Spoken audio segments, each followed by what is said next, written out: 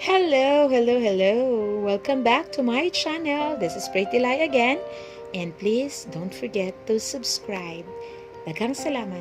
Ug karon nato na ipadayon ang sugilanong Ayaw kog Labda. Chapter 21. Ayaw kog Paselosa. Part 3. Oy, she's back na diay. Yeah, right, she's so back. And look at that, claiming what she wants done. What is she up to now? Naintriga gid ko gistoryahan sa mga babae sa CR. Samtang na ako sulod sa cubicle. Kinsa kani ilang gistoryahan no nga nibalik na? Hala, di ba ka tong girl nga kuyog ni Hendrix? Wasa jud ko mogawas kay basin og mga grade 11 pud ni sila nya nakakita nga gakuy-kuyog ning Hendrix mauwaw ko kay lain ra ba ang date ni Hendrix ron? She's gone for like how long? I think it's been a year since she left CIS. And where did she go? I've heard she went to London. I see. And now she's back. CIS will never be the same again. Definitely. Let's go. Pagpanggawas nila, usa pa gyud ko ni gawas sa cubicle. Gipaningot gyud ko nga aircon man unta. Di ba ka ni tungod atong ilang giistoryahan no? I have a hunch nga kato gyud tong girl nga kuyog ni Hendrix. Kinsa jud ka to siya no? Sa akong pagsabot, diri na to siya gikan, unya ni Larga. Then ibalik. Di ba ka to siya uyab ni Hendrix sa una? Pagawas na ko sa CR, wa ko kabantay nga naa di ako'y kasugat. Na disoriented ko sa akong nahibaw-an da. Og naintriga ko kinsa gitong bayana. Barog palandaan, obvious na kaayo nga arke. She screams well from her signature dress to the expensive pumps and clutch nga iyang bitbit. Di gyud basta-basta tong bayana. Napay nilaktan nga mura og ramp model. Lahi ra gyud mga besh. Oops! Watch where you're going, pretty. Maayo kay nagunitan sa akong kasugat akong kamot ug wa ko ma-slide og lahos. Good thing kay si Siegfried man day ako nakabangga. Ay, sorry Fred, wa ko kabantay nimo. It's okay. Wow! You're so beautiful tonight, Yumi. And your voice really blew me away. Says ate. Believe me, wag ito'y dalang atik ba? Haven't you seen yourself in the mirror? And don't tell me you haven't listened to yourself. Ikaw, Jude Fred, eh? O sige na, thanks for the compliments. That's better. Till later then, save a dance for me. Og nilahos na siya sa CR. Samtang ako, nibalik ko sa lamesa namo. Unya, nisuroy na pud akong pananaw ug niabot na sa didto ni Hendrix. That girl with him is Nor-Eve Baltasar. Nihonghong og kalit si Mary Kim nako. Wala ko kabantay that she followed my line of vision. Keen observant yun is Kim, eh? Huh? Kinsa mo girl? As if ko nga wa kasabot siyang gisuti kay aron di halata nga sila si Hendrix akong gitan-aw.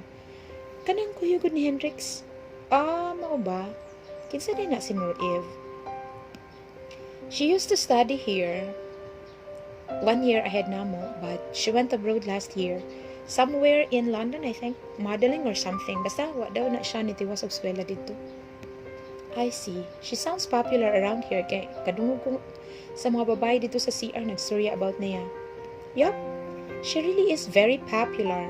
She's the queen bee of the Maarty girls like Moiraine. If Moy is mean, Nor-Eve is 5 times meaner. In fact, she could be the meanest. Really? Sayang, she's so pretty, Raba. Her appearance is the only good thing about her, so don't be deceived. And what about Hendrix? I mean, were they together or something? They seem inseparable tonight. Or something. What do you mean or something ba? Kanang, murag sila, murag dili. Confusing and very complicated na ilang status.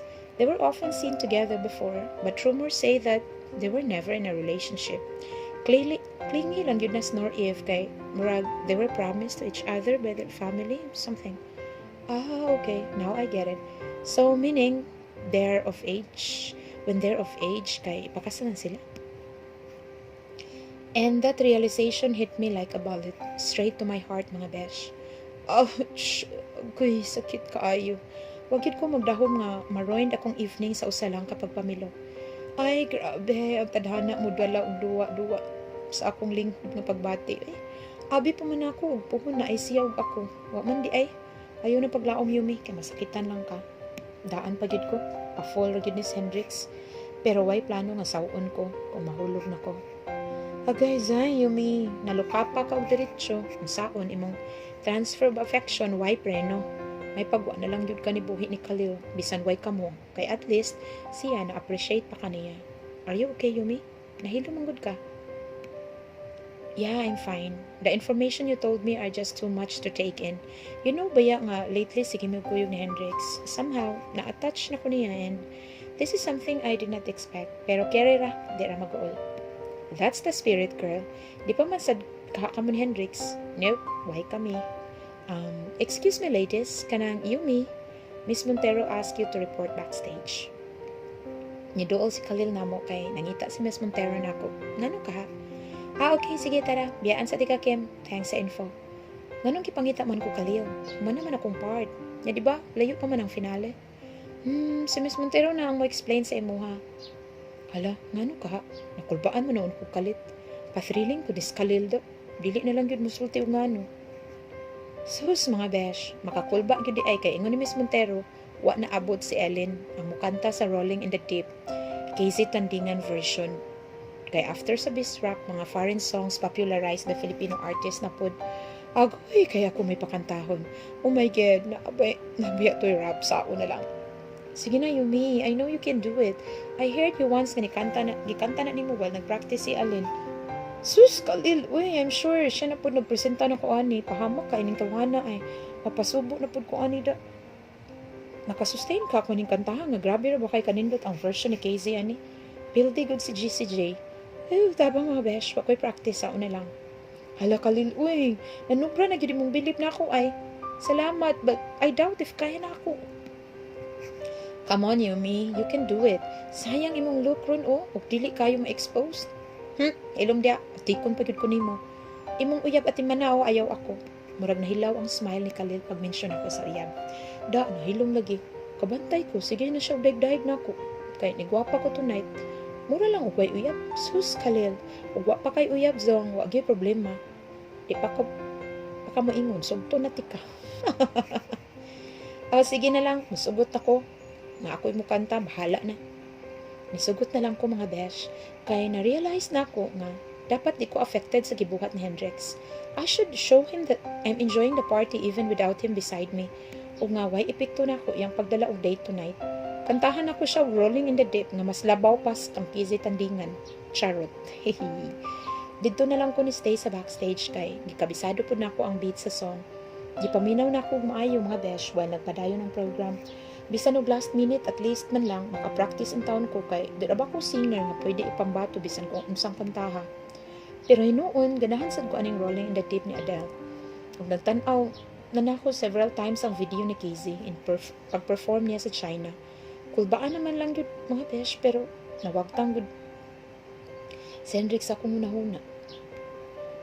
Pagtawag sa MC nako kay nipakpak og kusog kaayo ang audience. Murag bilib na yun sila nako eh. I hope I could live up to their expectations. This is it, Pansit. Ikaw na mag-igo na ko, Lord. I can do this. Laban. Intro pa lang gani mga besh, naigking na ang audience. Murag nahilom og kalit ang entire venue. Kay niminaw silang tanan sa akong kanta. Ako sad, kay feel pud kay nako eh. Maong gipalamian pa gyud nako og maayo ang pagkanta. Unya, nakita na po nako si Hendrix somewhere in the middle. Gatutok siya nako while slightly open iyang bakbak. Oh well, nga karundong. Saon, gibaylo man ko nimo anang mistisang bangus good. Bantay lang lagi ka if maduol kang usab nako ba. And so, padayon gyud kong kanta. Ako jud gitutukan si Hendrix, making him feel that this song is what he's actually doing to me. I'm gonna make his head burn and thinking jud nga iyang giusikan iyang chance mahigugmaon sa sama ni Yumi Yanson.